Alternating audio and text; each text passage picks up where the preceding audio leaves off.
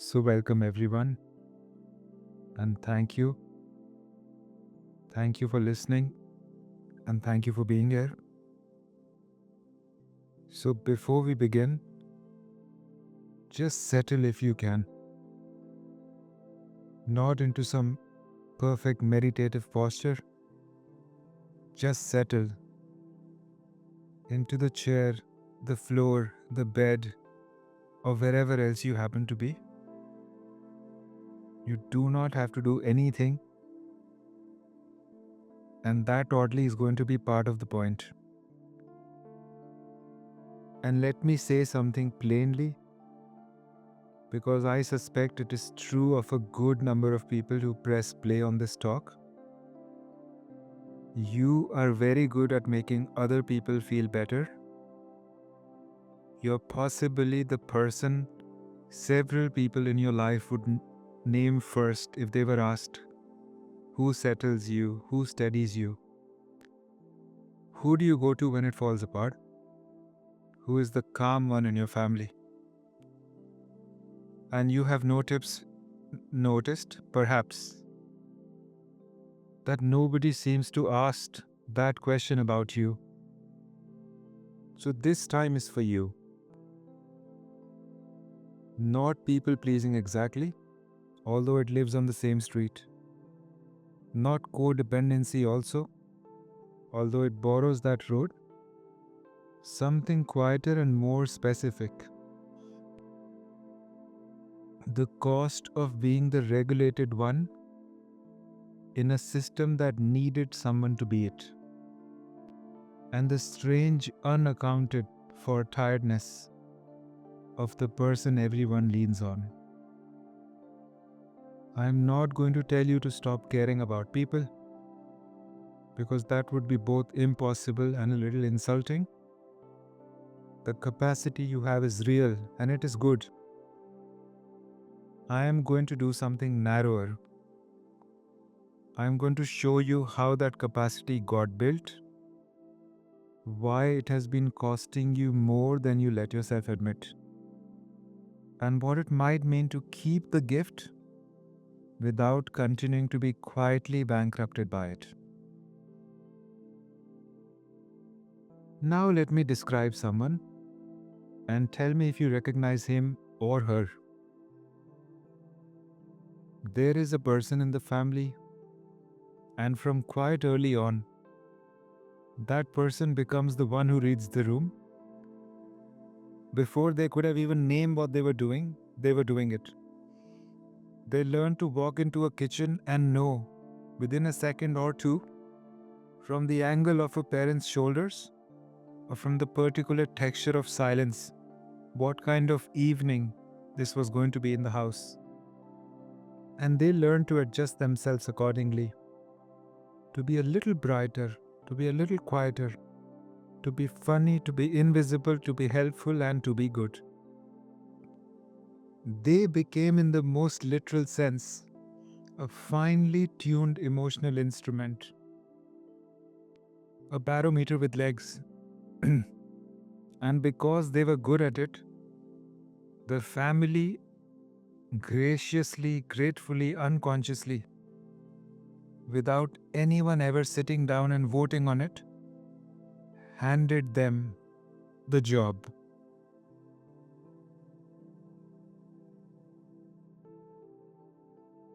Here is the thing I most want you to hear, because it matters and almost nobody says it out loud. That child was not weak. That child was not broken. That child was, in fact, doing something rather magnificent. A young nervous system looked at a situation it could not control, it could not leave, and it could not fix. And it found the one lever it could actually pull. It could not change the parents, it could not change the money, or the drinking, or the marriage, or the grief sitting in the next room, but it could change itself.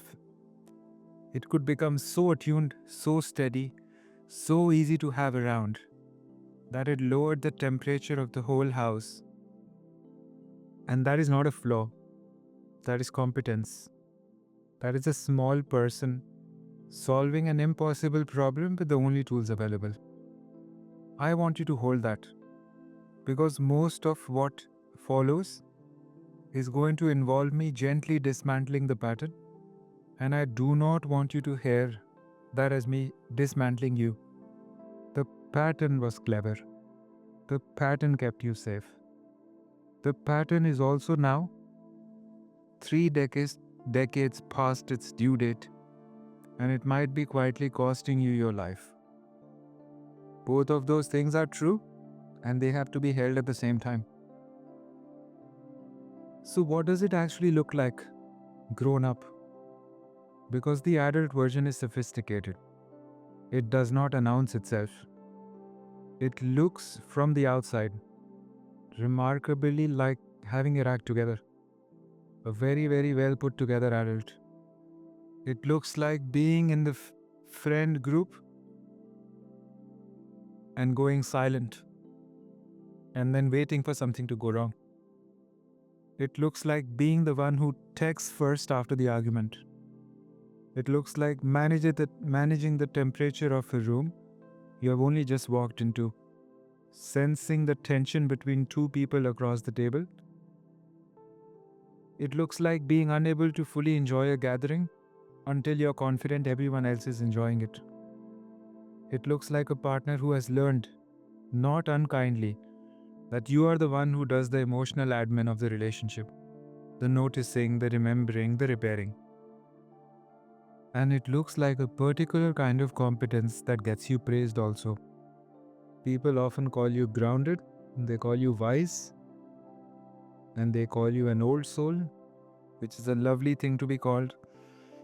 And sometimes a quiet little tragedy, because what they are often describing is a child who had to grow up at a speed no child should ever have to grow up at. And there is a name in literature for this: parentification. The role reversal in which a child takes on emotional or practical caretaking that belongs by rights to the adults. The child who becomes the family's confidant, mediator, therapist, and peacekeeper. And research is quite sober about the long-range bill for this. People who were emotionally parentified tend to grow up into adults who are exceptionally capable and exceptionally depleted. Adults who can hold everyone and who have a strange, almost vertigo-inducing difficulty being held themselves. But I don't want to leave you with only a clinical word, because clinical words can make a thing sound like a diagnosis. So let me also say it in the plain way. You might have learned very, very early that your job in a relationship was to be the safe one. And you got so good at the job that you forgot it was a job. You began to think it was simply who you are.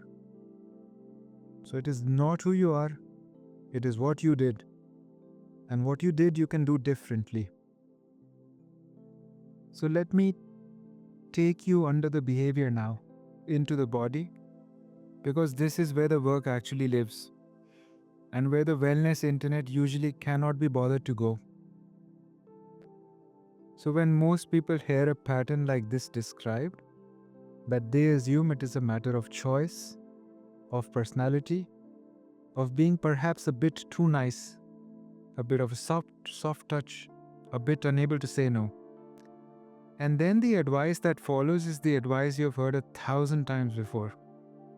Set boundaries, stop people pleasing, as though you simply had not thought of it. You have thought of it. You have thought of nothing else some weeks.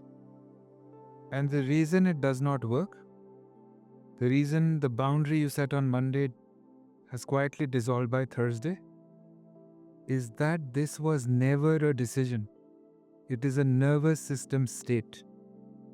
And you cannot make a lasting decision out of a state. The state has to change first.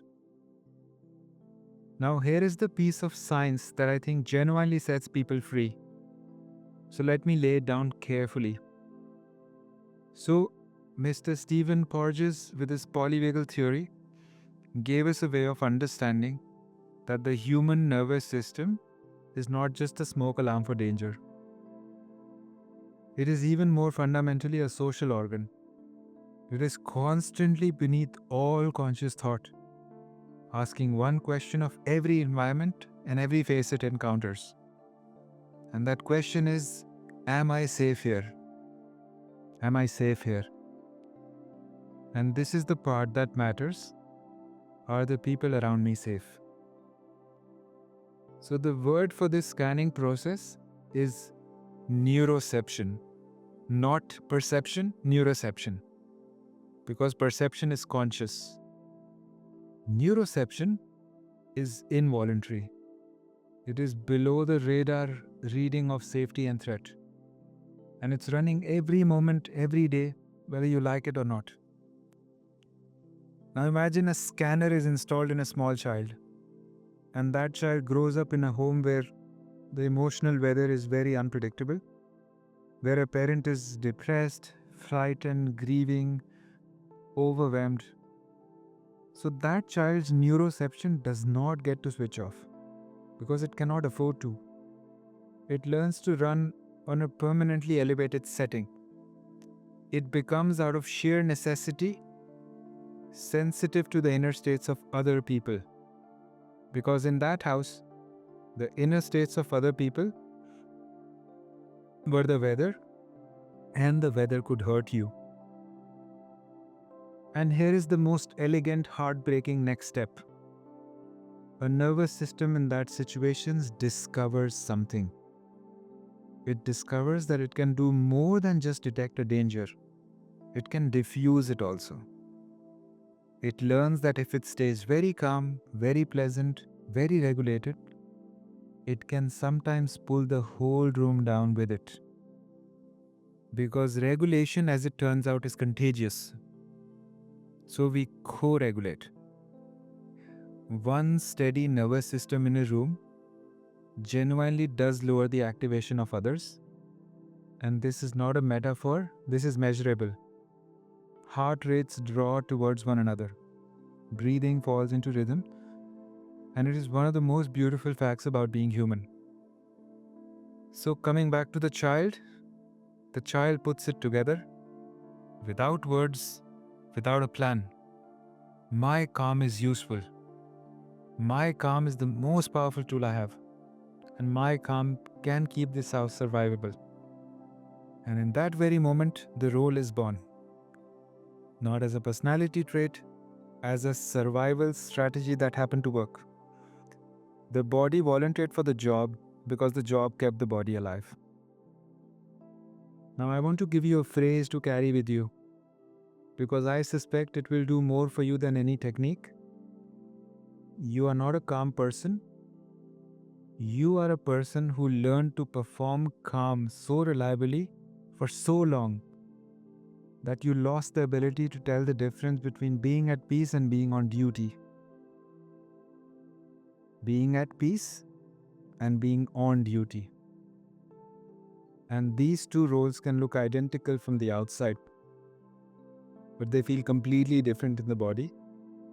One is rest, and the other is a shift that never officially ends. Now, let us talk about what this pattern actually does, because it is a hidden bill.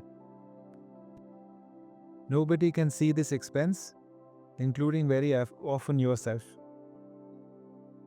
So the first is loneliness. And it is a particular flavor of loneliness, not the ordinary kind. It is the loneliness of being surrounded by people who love you and being known by none of them. Because here is the structural trap. To be the safe one, you have to be the one who does not need anything. The whole architecture is dependent on you being fine first. So you become fine, professionally fine. You develop a world-class ability to be fine. And one day you realize that nobody in your life has any idea how you're actually doing. because you have never given them an opportunity to find out. You answer, "How are you?" with a deflection so smooth that even you barely notice you've done it. And you are a locked room in a house full of people who would swear that they know you very well. And the second cost that usually comes is resentment. And I want to handle this one carefully because the safe one usually does not like to admit to resentment. It feels like a betrayal, but it is there. Now, resentment is not a character flaw. Resentment is information. Resentment is your system sending you an invoice for unpaid labor. And if you keep refusing to read the invoice, it simply escalates. The third cost, the one which I find most devastating, and it is this. You may have organized your entire sense of being valuable around being useful. And those are not the same thing. They are nowhere near the same thing. But if your earliest evidence that you had the right to take up space was that you were helpful, that you were no trouble at all, that you studied things, then somewhere in you there is a genuine, not melodramatic fear that if you stopped holding everyone, you would simply stop mattering. That the love is for the function. That you are loved the way a person loves a reliable appliance. Warmly, sincerely, and with the quiet, unspoken assumption that it will keep going, keep working. Now, when was the last time someone took care of you and you let them?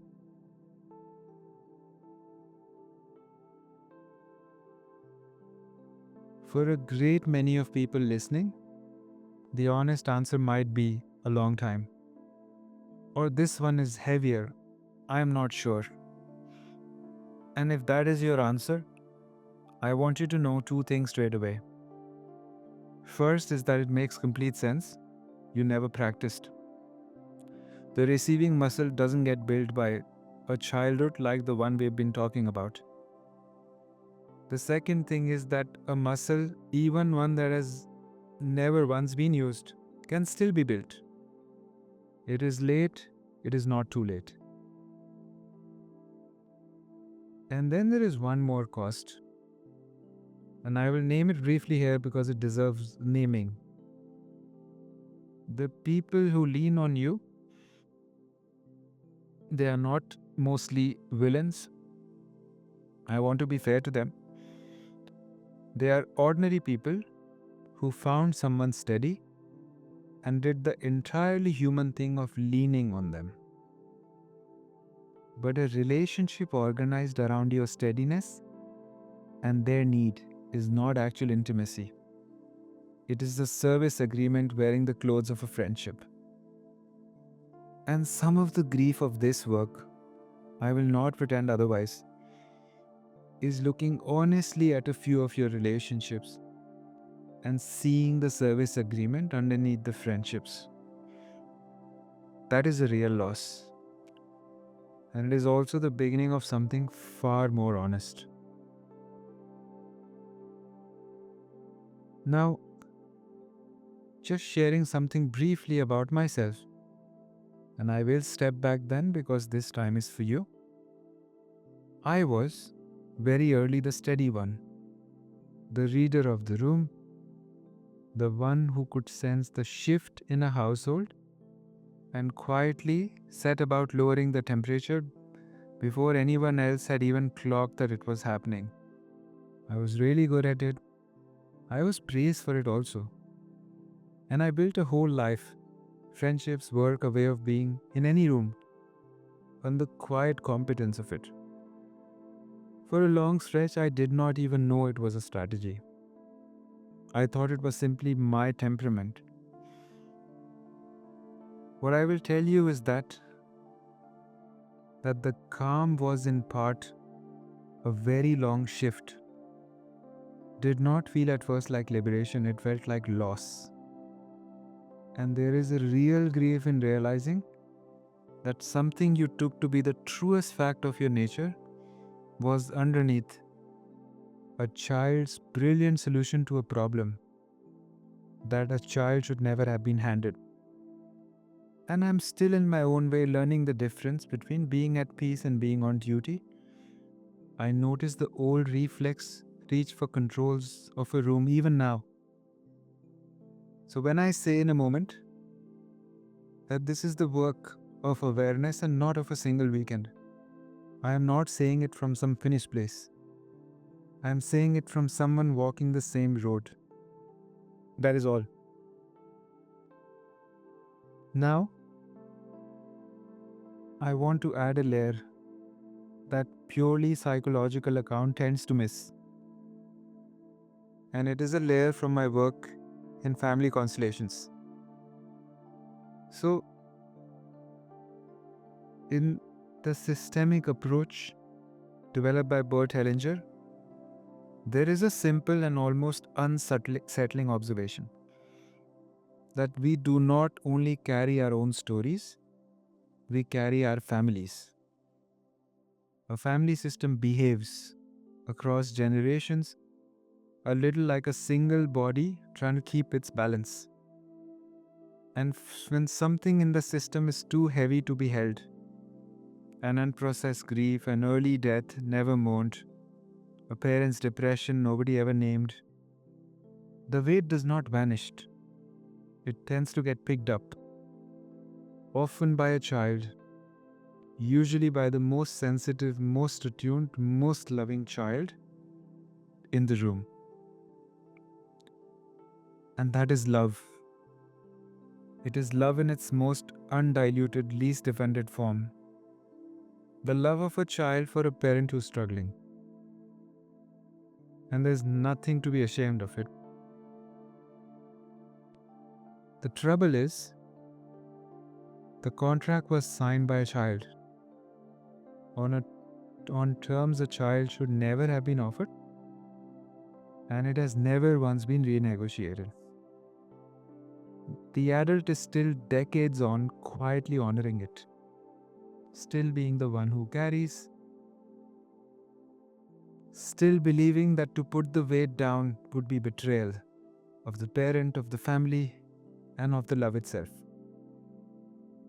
And this is why ordinary advice simply bounces off. Because when someone says, set a boundary, what they are asking you to do is, at the level where this really lives, is to break an ancient loyalty. And of course, you cannot do that with a podcast tip and a firm tone of voice. It is not a scheduling problem.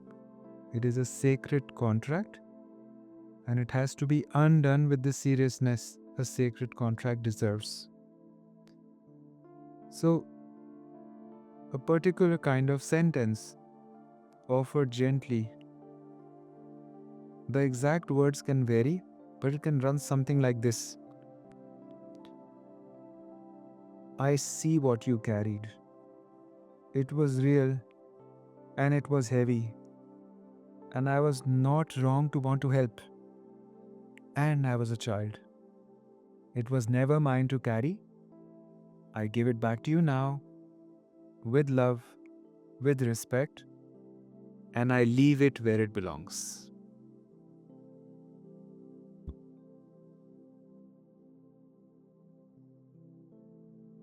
The love that lets you stay whole while you give is the deeper one.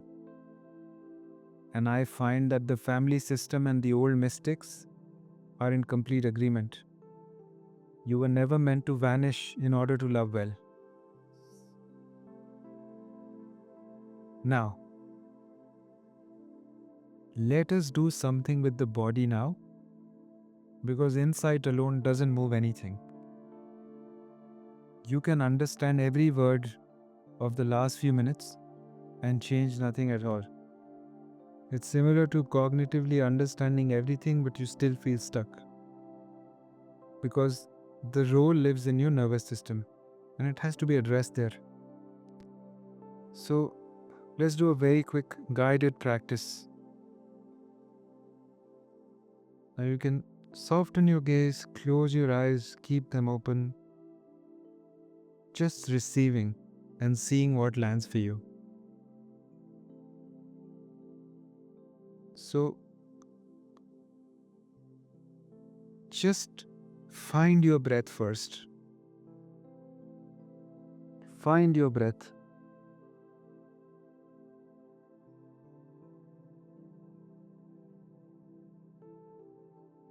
And now let your body settle. Just notice the surface underneath you.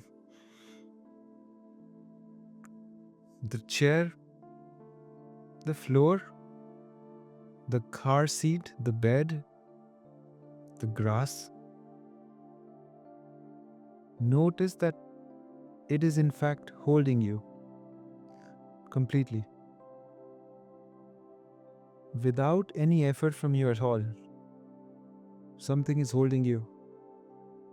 And it does not need your help. It is simply holding.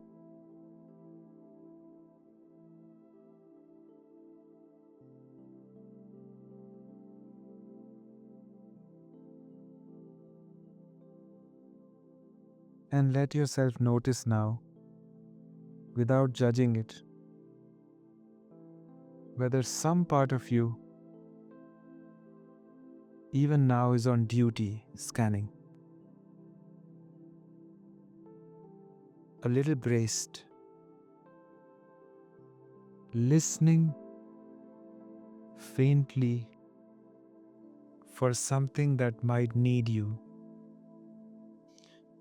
Most people in this room will find something, and that is not failure.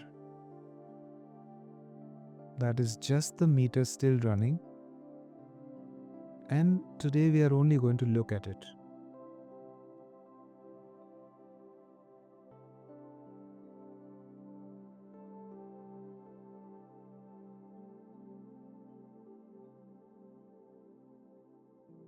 Now bring to mind gently a single specific person that you carry. Not the whole crowd of them, just one.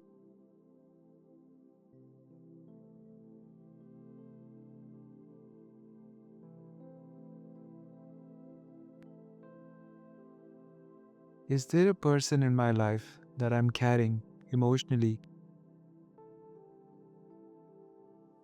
Whatever comes to mind is fine. If nothing comes to mind, that's fine too. Now, notice what your body does. Notice the small forward lean, the faint readiness, the way some part of you has automatically begun to manage how they are. And we are not going to push that away.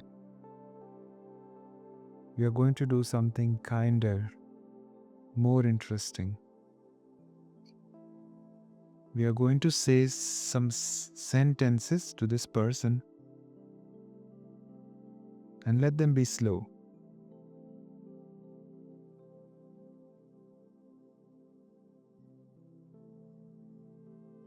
I have cared for you,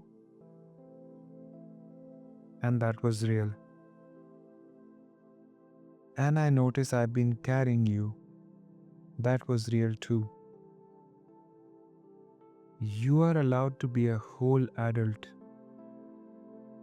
with your own nervous system, your own resources, and your own capacity to steady yourself. I am going to stop carrying what was never mine to carry. Not because I love you any less, but because I've been confusing love with caring, and they were never the same thing. And now this is the part the safe one finds genuinely difficult. So be a little bit patient with yourself. I want you to let either this person or this feeling move further away from you now. Move a little further away from you.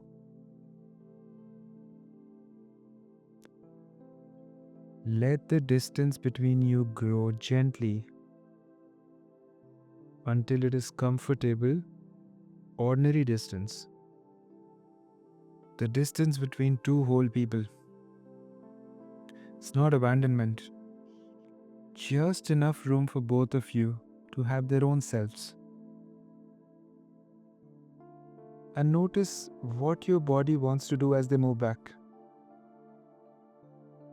And for many of you, there might be a pull, an anxiety, a guilt, a reflex that says, go after them. Go check if they are alright. Just notice. You can feel the reflex and not feed it. Feeling the pull and not obeying it. That is the entire skill. Feeling the pull and not obeying it. That's the entire skill.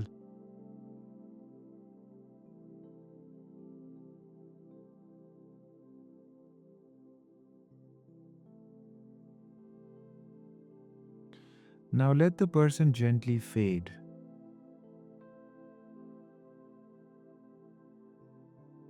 They are fine. And you are allowed to believe they are fine. Just for the next few seconds, as you breathe, just let this feeling fade away.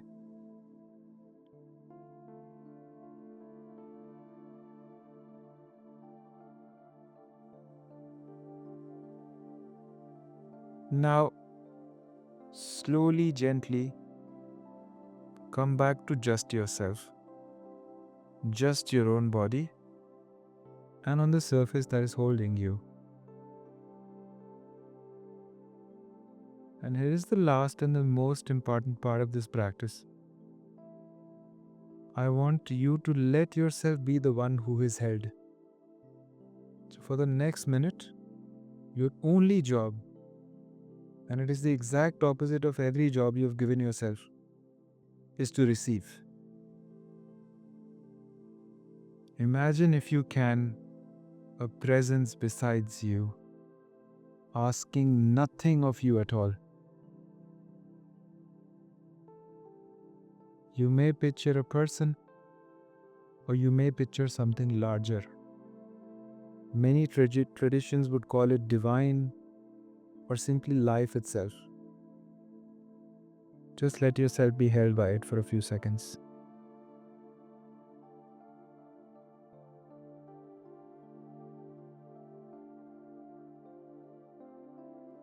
You do not have to hold anything right now. I have got it. You can rest. Just let yourself receive these words. You do not have to hold anything right now. I have got it. You can rest.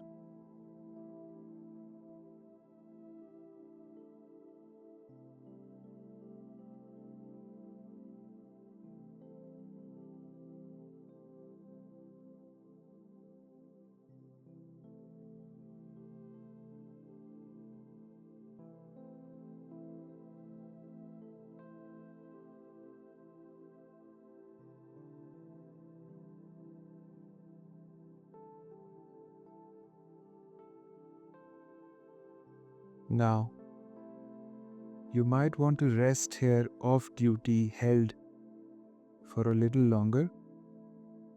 And for that, you might pause this recording here and continue. Whenever you're ready now, no rush. Begin to let your breath deepen. Let a little movement come back to your fingers, to your feet. And bring yourself back. Carrying the memory of what off duty actually felt like in the body.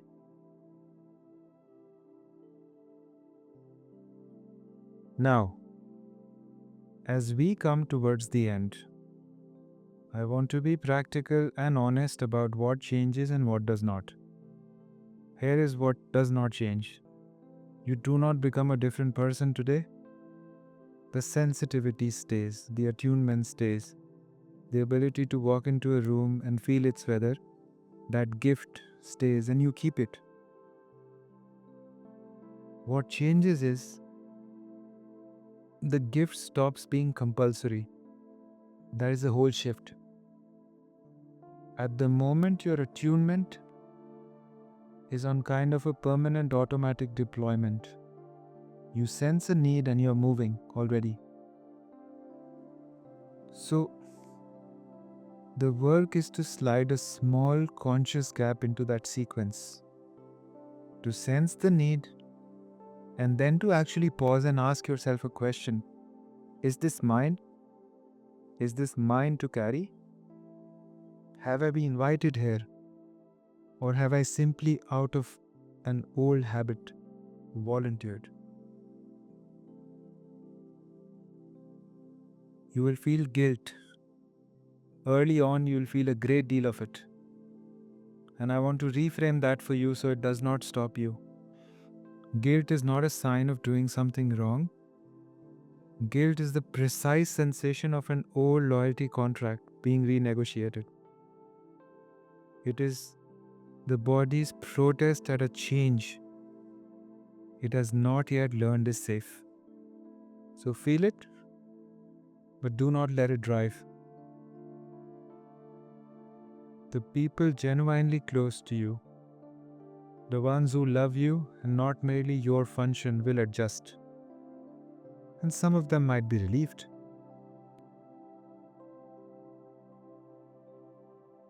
And some relationships will not adjust. A few connections in your life are organized entirely around your steadiness and the other person's need. And when you change your side of the equation, the connection will strain, and a few of them may not survive it. That is real loss. You're allowed to grieve it. But I would gently say this: a relationship that can only continue while you're quietly disappearing inside was already costing you the very thing it was supposed to be giving you. You were the safe one. For a parent, for a family, for a circle of friends, for a long stretch of years. You were the safe one. And that was a real gift.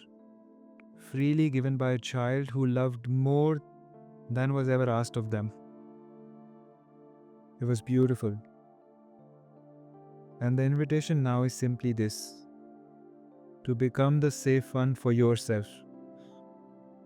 To become the safe one for yourself. To be, for the person living inside your own skin, the calm and reliable presence that you've generously been for everybody else for so long. Be the safe one for yourself first. Everything good you've ever done for anyone else will still get done. It will simply, finally, get done by someone who is no longer running on empty themselves. So, thank you for being here. Take care of yourself and let someone take care of you. Until next time, Namaste.